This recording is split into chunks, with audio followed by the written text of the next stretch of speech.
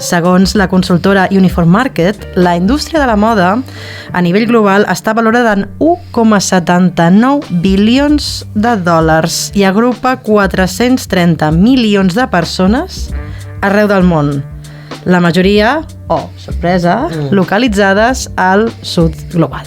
De hecho, según datos de la FEDE y CETEM, en el año 2022, la industria de la moda deforestó, atención aquí, el centro de Brasil, más de 189.000 hectáreas, lo cual es equivalente a, este dato sí lo van a saber, ¿no?